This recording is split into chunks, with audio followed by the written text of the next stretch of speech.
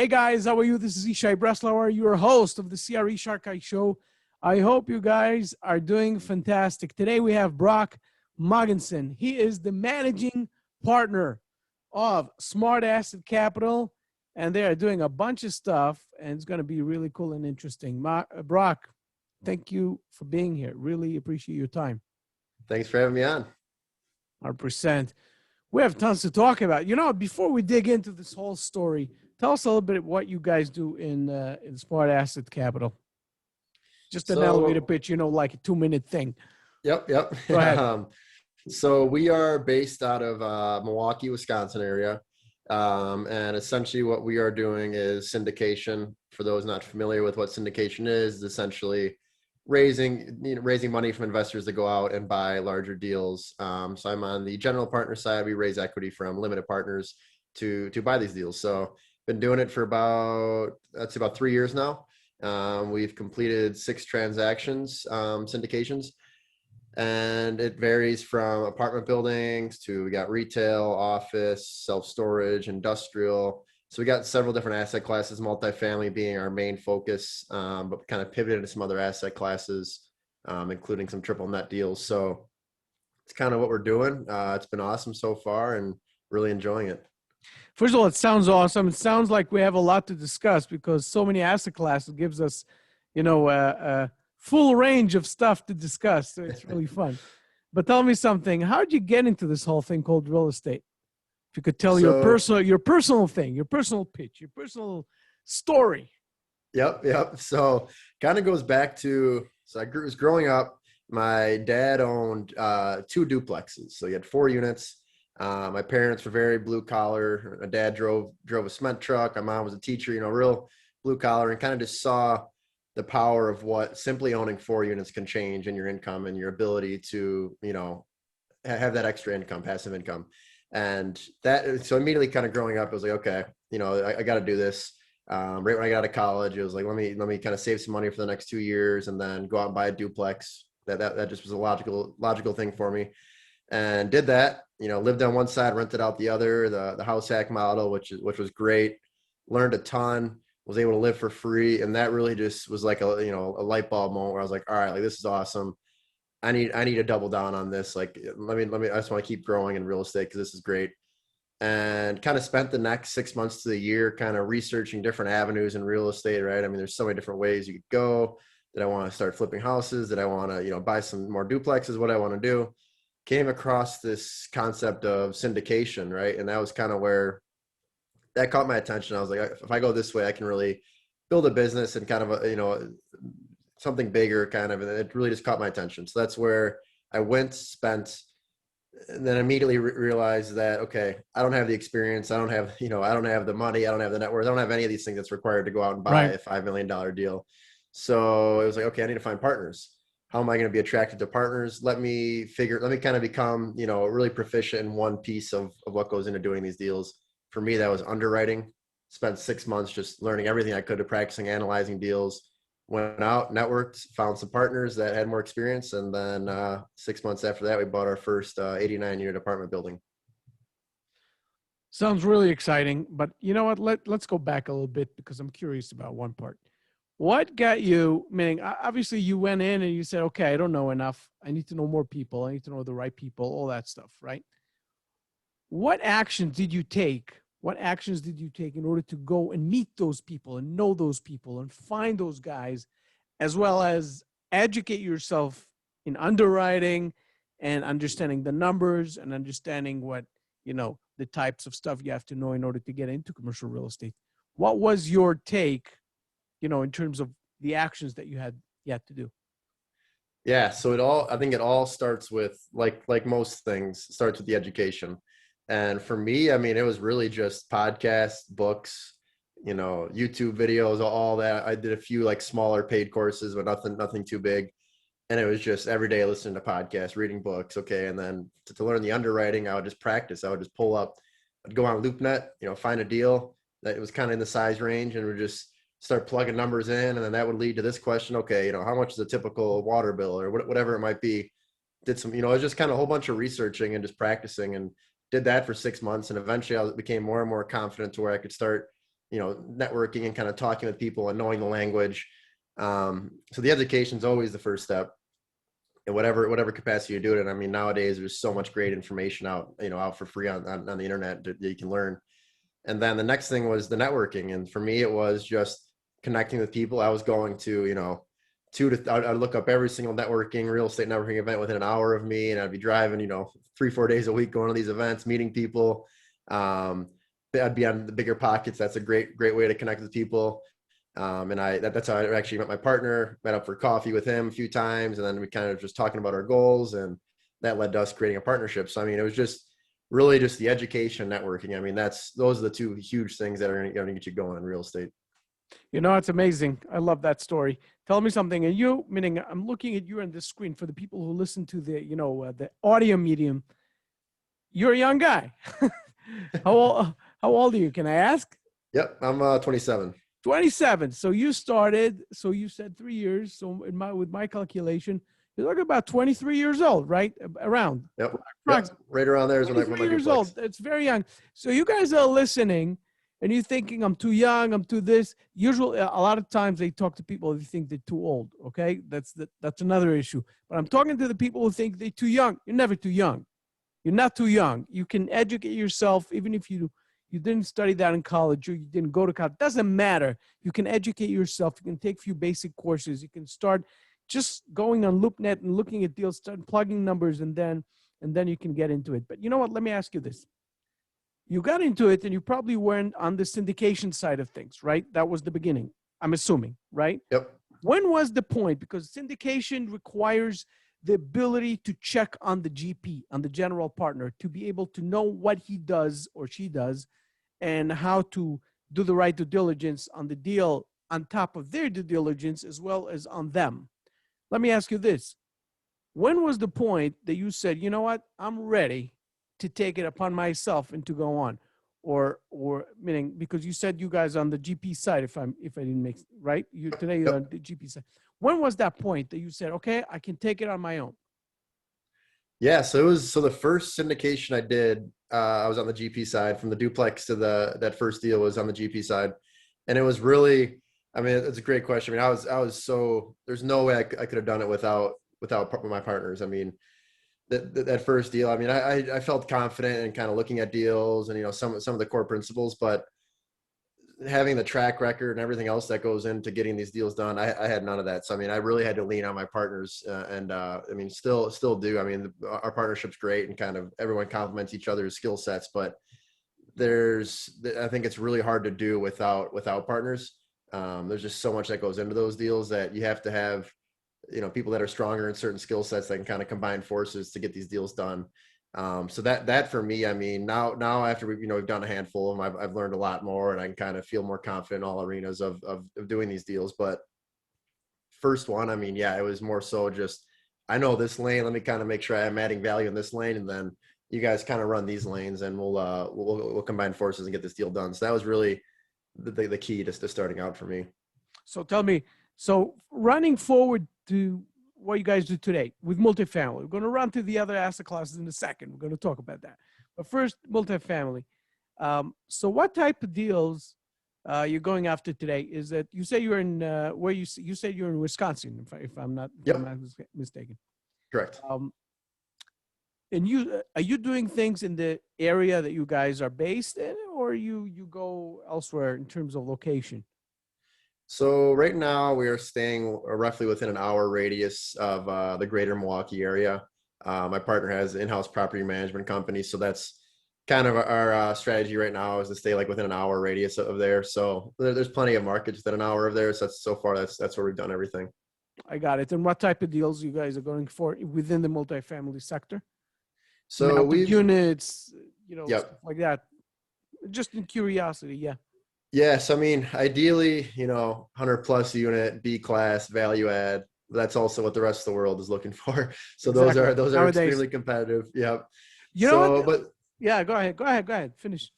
I was just gonna say, but I mean, yeah, we're so that's kind of our target deal right now. But I'd say now, like we've done some C class stuff.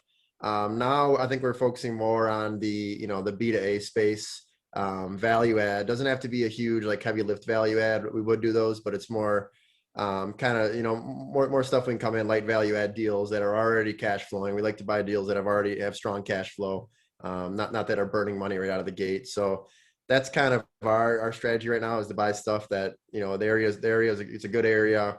It's got growth and it's got tenants that, the way I'm looking at deals now too, after this whole post-COVID thing and kind of seeing the eviction moratorium and everything, and having experience, owning buildings in C-class areas that have had, lots of tenants that haven't paid rent in a year. I'd say I'm focusing on locations where I know the tenant cares about their credit score. So first of all, it sounds really interesting, but you know what? As you said, a lot of people are going for the B and A classes right now. What type of a value add play today you could say that you guys are going after, or what's your strategy today? Yeah, more finding deals that have a way to optimize the NOI, to increase the NOI. I mean, that's really, we really want, unless it's just a, powerhouse cash flow, just running great and no need to, and, the numbers work like that. Most time they don't, to provide good returns to investors over, a 5 to 10 year period.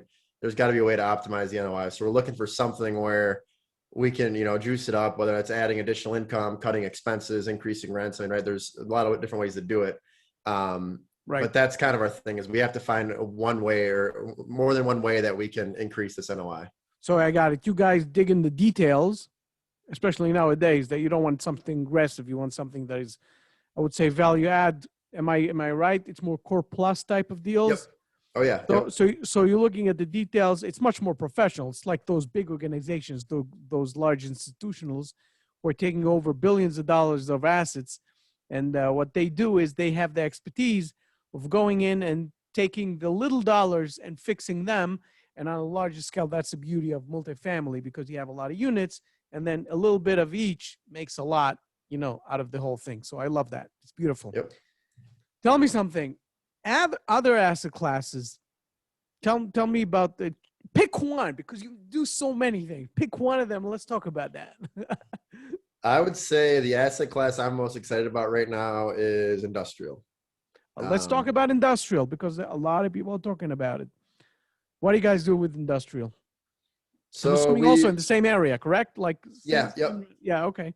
Yep. We have more of a defined zone for that we're targeting those deals. And there's kind of a corridor, 20 minutes or so outside of Milwaukee, that we're really targeting. But yeah, I mean, I'm just really excited about triple net. I mean, cap rates are pretty favorable there. I mean, you can find stuff here for, 7.5 to 8 cap with strong long-term, triple net leases. So that's kind of, I mean, we're still looking at other asset classes as well. We have to keep kind of broader scope on what we're looking to buy, but it's, for me, I mean, the way I look at it is, it might not be the sexy 100-unit apartment building that this big value add deal where you're going to increase all these rents and, flip it over in 4 years and double your money. But if you're buying an industrial triple net deal, so there's, a strong tenant, so they got a 7-year lease, it's backed by, this big name that your money's almost guaranteed to come back, and you kind of look at it and your equity is recovered in that period. It's much more safe. You might be, 8 to 10% cash on cash each year, with a chance for appreciation. Usually there's some sort of value add play in there where we can, convert lease styles, or we can increase rents. It's really, I think it's more so just much more favorable at this point for us to find the returns we're looking for in that space. Tell me something. What are the things that you would call out that you had to learn in order to go into industrial? The biggest thing for me to learn was kind of triple net. I mean, for the triple net, I'm assuming most people kind of understand what that is, but you're billing back pretty much every expense that's non-structural to the tenant, and they pay for it. So very favorable as an owner. But understanding how CAM works, common area maintenance, so that's the line item of the triple net money that's coming back into the landlord. But kind of just understanding how that works and how that plays, and how you have to reconcile at the end of each year. And when you're underwriting, assuming, okay, we can bump CAM up in year 2, what's current CAM, stuff like that, CAM per square foot, all those different metrics where you might not really see in multifamily underwriting. The core principles are really the same. It's just some tweaks you kind of have to make and understand. Like you really have to dig more into the lease, where, multifamily building, you might you kind of scroll through each lease and make sure everything lines up. But with an industrial lease, you really got to dive in and make sure, okay, what are the rent increases? Is it 2 or 3%, per year? All that stuff makes a huge difference. So, and there's usually less tenants, right? I mean, unless you're buying something insane where there's a whole bunch of tenants in one industrial building, usually it's, one tenant, 2 or 3 tenants in one building. So you can kind of take more time and really just spend a lot of time on each tenant and diving in. I would say the hardest part, in talking to other people in the space that are underwriting industrial deals, the hardest part with industrial underwriting is assuming which vacancy rate to use. Right. I mean, with apartments, if you're buying a deal that's, 90% occupied or whatever, and you assume, okay, we're going to stay, 7% vacant, throughout the whole period, you can use a straightforward number like that. And that's pretty common. But with an industrial deal, say you're targeting a 10-year hold, it's a 7-year lease. It's kind of, you can do as much due diligence you want to kind of determine, you think these guys are going to renew or not at year 7. But at the end of the day, it's kind of a crapshoot and you're just guessing. So, at year 8, are you assuming, it's going to take you a year to fill the space? Do you assume, 50% vacancy? It might take you 6 months to fill the space. That's kind of a little bit more of the nuance, and kind of, I always lean towards the conservative route there. That's the only tough part, I think, when it comes to industrials, assuming what vacancy rates to use. Tell me something. What about tenant relationships, meaning in terms of getting the right tenants? It's a whole different ballgame. You have to have relationships. You have to know the network. What do you do about that? Definitely. So, I mean, yeah, that's definitely the biggest, one of the biggest things in industrial is lease up. It's obviously much tougher than, renting a 2-bedroom apartment. It's going to be a lot easier than renting, a 20,000 square foot industrial space. So that's where just having relationships with, I mean, we talk to tenants. We really haven't gone through many lease ups to have, a whole bunch of experience leasing up industrial spaces, but we, through our property management company, we have leasing staff there that have connections with people, that we have leads coming in constantly. And, we have other connections with brokers that we've bought deals from that'll kind of send leads our way for tenants. So it's a lot of just kind of knowing people that are in that space that are talking to potential tenants, and the same thing, just networking, getting out there to kind of make sure that if you have a vacancy that, the tenant finds out about it. So first of all, it sounds so exciting, meaning moving from different asset classes. I always say that, meaning a lot of people are trying to focus on one, but then some people come and they say, okay, I'm bold. I'm a little bit more gutsy, and I'm going to go and learn about, another asset class, and it's no big deal. I'm going to study that. I'm going to master it, and I'm going to do that too. So I admire that. It's beautiful. Tell me something. Let's move to another asset class. You said office also. Am I correct? Or you said retail, or both? Both. Yeah, the office building. So let's talk about office. That's a sore subject. No, it's not that bad. We bought an office subject building. because I know it from a personal aspect, meaning it's a whole story. But yeah, we know it's a sore, meaning we know what COVID did to us. But let's, you know what? I want to hear your pain, because they say that when you talk about someone else's pain, it makes your pain a little bit less. So let's talk about your pain a little bit, Yep. Let's do it. Yeah. So I mean, we bought an office building. It had been like 3 or 4 months before COVID hit. And was doing great. I mean, actually, it's probably about 6 months or so. So, I mean, it started off great. Numbers were awesome. And then COVID hit. We had a few tenants that kind of like, we realized we don't need office space anymore. Or, our company went under. So we had a few of our anchor tenants that moved out. So obviously that's a big hit. I mean, it's still running profitably.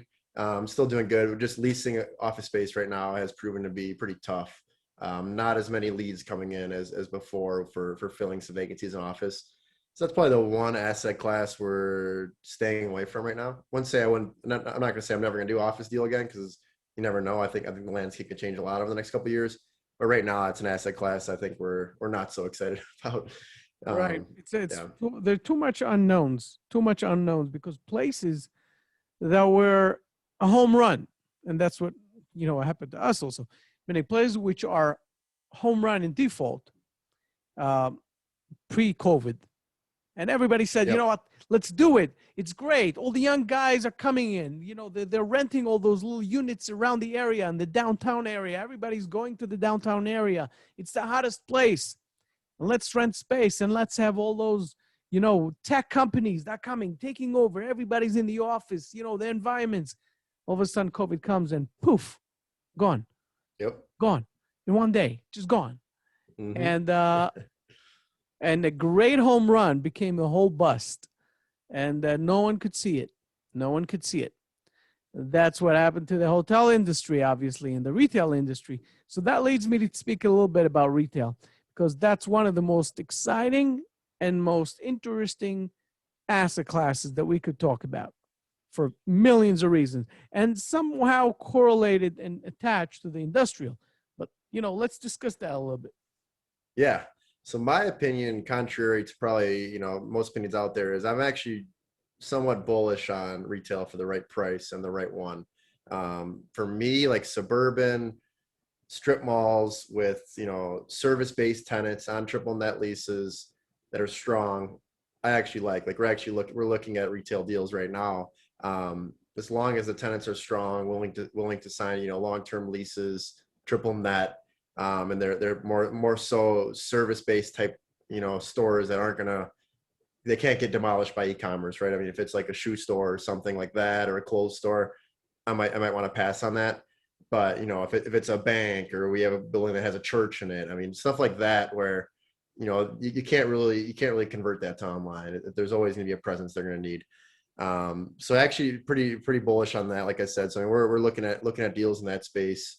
And yeah, actually pretty excited about it. I think cap rates, they kind of expand a little bit in retail. So I think there is some opportunity to buy some at some pretty favorable prices.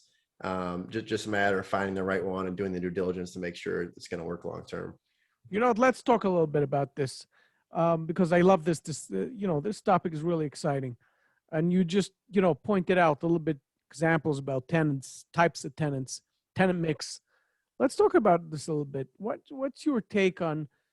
Let's throw in a little bit of examples of types of tenants that you would say are more exciting than others. Like you said, shoe store, anything that the e-commerce, Amazons and such could kill. I'm going for the opposite. Okay, so let's talk about those good ones. What type of good ones? Give me like a few examples of tenant mixes and types of centers within the suburban areas that could really, really work. Let's talk about that. Yeah. So I think places like barber shops, hair salons, like I said, we have a bank, a Subway, more like entertainment type places that actually need physical space to gather. Stuff like that, where it's Gyms. like what was that? A gym. Yeah, gyms. Yes, yeah, gym. We have a gym there. Like dance studios, we have one of those. I mean, stuff like that, where it's like that can't get replaced by Zoom. I mean, I think you kind of try, but it doesn't really work. So I mean, stuff like that where they need that physical space, they can't give it up. Unless their business goes under for one reason or another, but to operate their business, they need that space. Exactly. That's kind of that philosophy. I heard someone said, you can't drink a Starbucks out of your cell phone. You can try your best, but Exactly. it's not gonna work. Or you said Subway or anything, McDonald's, doesn't matter. Any single thing that comes with food, especially food, Yep. people still like, they need to actually be there and eat. So there's no other way. Even though COVID, challenged those places majorly, and they had to close, and they couldn't have people coming in. However, if they were smart and they were efficient, they could do deliveries. And if that happens, it still keeps their store and they can still pay the rent. So you have millions of methods. And as you said, hair salons, of course, meaning nail salons, meaning you still have to go there. Right. COVID is an issue. Hopefully we're not going to have it back in the same scale that we had it before, fingers crossed and praying, hoping, but it's a big deal. And as long as it doesn't come back the way it was, retail in the right tenant mix, in the right setting, can really be successful. Agreed.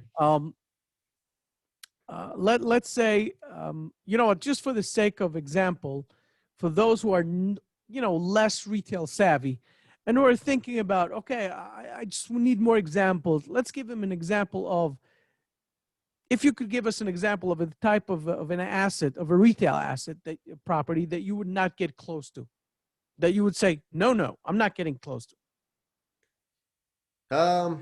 If it was like a place that had single tenant, big space mall that was occupied by like a big clothing store, or, shoes, something like that, where that stuff can be completely done online.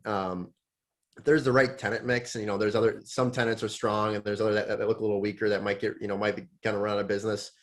That's okay. Cause you can kind of feel, you just have to do analysis to determine, okay, if that tenant were to leave, do the other 4 tenants cover, my expenses and debt? Do I at least break even when they move out? Cause that's kind of a scenario you really have to run. You always have to kind of look at the worst case scenario. If they move out, you don't want all of a sudden be burning, $10,000 a month because that tenant moved out or whatever it might be. You want to make sure that, you kind of weigh out the different options of what might happen over the next 5 years or so. So that would be, as long as, there's not like a single tenant that's occupying like a massive amount of space that, on the horizon, kind of, you can kind of see on the horizon that might be going out of business. Those would be the ones I'd probably stay away from. Tell me something. Let's move a little bit. Let's shift gears a little bit. Let's talk a little bit about financing. Meaning, obviously, you went through a lot of cycles in your life, even though you're young, but in terms of, moving from being the LP side on the syndication side, and then you move to the GP side, you had to start signing loans. You had to be the guy who signed the loan, you and your partner. Tell us a little bit about that experience and what type of loans you guys are taking today. What type of financing you're taking? What are your no-nos and what are your strategies? Can you share that a little bit? Yeah. So we've done our first deal. We did, Fannie Mae agency debt, which offers great terms. I mean, a lot of hoops you have to jump through for that. They make you do a lot of weird rules. But they offer great terms, non-recourse, which is the biggest thing. So we did that. All the other deals we've done have been just local bank financing, just commercial financing through local bank lenders that we know. And they'll offer more, although the downside is it's almost always going to be recourse. If they do non-recourse, they're going to require a very low LTV. So that's the downside. The plus side is they're going to be more kind of lenient on terms. They're not going to really have prepayment penalties, which is huge. That's kind of big thing. If you have to exit a deal earlier, or you want to sell earlier or refinance earlier, you won't get hit with this massive fee. Where on agency debt, they're going to kill you on that in most scenarios, depending on how you structure it. So recently, our deals have been just through bank financing, not ruling out other financing options. We probably will use some other ones in the future, but recently it's just been kind of those options. And tell me something, what type of LTV you guys will go for? Most recently, our deals have been 75%. Okay, that's good. That's pretty, that's pretty normal. It's not, Yep. way off as we call that. Yeah. Did you feel anything different with the lenders now versus pre-COVID? The way they act, the way they demand things, the way they ask you for the underwriting, certain different details that they ask for you? Yes, I do think there was definitely kind of tightened up on underwriting. I mean, especially like the agency side. I mean, they tightened up a ton. That's why I think the local bank's kind of nice right now, because they're a little bit more lenient on that stuff. And as long as the local banks, if you have a good relationship with them, they're going to put more. It's still all about the deal, but they'll put a little bit more weight on their trust in you, and kind of your track record to give you the more favorable terms. But yeah, I mean, especially on like like retail asset class and stuff, they're really doing their homework on that stuff to make sure tenants are going to be there and everything. Apartments, I think for the most part, they're not much has changed there, just because it kind of proved that, it did fine through everything for the most part. But yeah, definitely some subtle changes. Yeah, it's a different world out there, as we call it. And talking about a different world, what do you think about the market nowadays? Locations, the shift, from the urban to the suburban, and possibly back at a certain point. Some say even right now. Well, what are your thoughts about this whole thing? Where are we going? I'm No, on you the don't have a side crystal ball. But it's yeah, okay. it's more so. Yeah. So, I mean, I'm on the camp. I think people are going to move back into the cities. I do think there is going to be people that, obviously people fled out to the suburbs. I think a good portion of them are going to kind of stay out there. They enjoy that lifestyle. But I think, and you're already seeing it, I mean, people miss living in the city. I mean, I live right downtown, and, every day I have 100 different options I can go eat lunch from, and it's nice. I mean, I prefer being downtown and being able to walk places and kind of more in the scene. But people prefer in the suburbs, but I do think a good portion of people that kind of fled out, they're getting bored. They want more options to do on the weekend, and they want more restaurants to choose from. So I think there's gonna be a good portion of people that kind of come back into the city and they miss that downtown office life and the social aspect of it. I think it's still kind of going to take a while for it to kind of reposition back in. I do think certain cities are definitely going to be hurt for a long, long time. I think obviously some cities fared much better than others. But I'm on the side where, I'm not like going out and buying everything downtown, because I do think it's more so, you still have to kind of be careful, because I do think certain sectors like downtown office still kind of have a ways to go. I think a lot of companies are cutting office space, but I think apartments downtown, I mean, as long as there's demand for them, I like them. I'm on the same position. Residential versus office. Office will take more time. Residential is coming back. And you know what? I'm happy that I heard you talking. I'll tell you why. Because you're talking about, you're 27 years old. You're talking to a 48-year-old guy. Okay? So my perspective, and the people, not even my age, younger than me, the 35-year-olds who are married with one or two kids. I don't know if you're married or not. So those, imagine, let's take the guy in somewhere in between us, 35-year-old guy or girl, and they have a small family. For them, moving out of the urban, meaning being in the urban area, was great because they could just get down, go to the office. They have a little kid, maybe in kindergarten or something, some daycare, and they drop him off and they go to their thing, and then they can go out, take a babysitter, go out tonight, so whatever. But then came COVID, and they said, okay, let's move to suburbia. They are not coming back to suburbia. They bought a house or they rented a house. They now saw the bigger lifestyle, the more lavish lifestyle, larger space, a backyard, the whole thing. So they're not going back. However, and I'm glad, that's why I said I'm glad I heard your perspective, because from your perspective, and there are many young guys who are bored in the suburban areas. Some of them went to their parents and they said, you know what? It's boring, to go out. You have to go to the downtown area, which is half dead anyways. Yep. During COVID, you had no choice. But now, you want to go to the downtown area. You want to go to the air. You're there in Wisconsin, but, I know New York. Right now, I'm not in New York, but I'm a New Yorker. So I know what New York City is. New York City is, you go down and you have all these millions of restaurants, meaning I'm talking about the vibrant New York City that you actually see right now. You're going down, you see millions of restaurants. People are sitting not only in the inside of the, of those restaurants, but in the outside. They're sitting on the streets. You have those chairs and those beautiful canopies. It's an environment. It's a life, and people want that life, and they miss it. So I love that perspective. I love it. Tell me something. Talking a little bit about, the last thing that I want to discuss is a little bit about how you actually became a business, having a team. I know you have partners, but having a team, people who work for you. Tell us a little bit about that, the experience of managing a team, having the right team, having the the in-house team versus the outsourced team. Tell us a little bit about your experience in, the management aspect. Yeah, so it was definitely big. I mean, we kind of started let's just kind of partner up, but it was big having a partner that already had the property management company built. So we kind of leveraged that and essentially be, vertically integrated. So that was big, already having the direct relationships with, the whole property management team and the VP there that, we kind of, have weekly calls with, and we're really in tune with there on how they operate everything there. So that was big. Now kind of outside of the property management arena, as we're looking to scale, I mean, we have virtual assistant that we kind of outsource a good amount of stuff to. We kind of have a longer term plan of hiring more and more people as we kind of delegate more things. We're still at the scale right now where we can't go full blown and start, hiring VPs and, CFO and everything. Eventually we'll get to that point. But it's been great so far, just kind of learning how to delegate tasks. I'm a big person on creating systems and figuring out ways to create systems so you don't have to do stuff every day. So that's kind of where having virtual assistants can help automate a lot of those things. And that's what we've done with a lot of our weekly processes. So I don't necessarily have to be involved with everything. I'm still kind of overseeing a lot just because we haven't reached the scale where, we can hire out everything. You kind of got to start and do a lot of stuff in the beginning. But yeah, that's kind of where we're at so far. I love that. You know what? It's especially good real estate um, operation keeps it lean, especially in the beginning.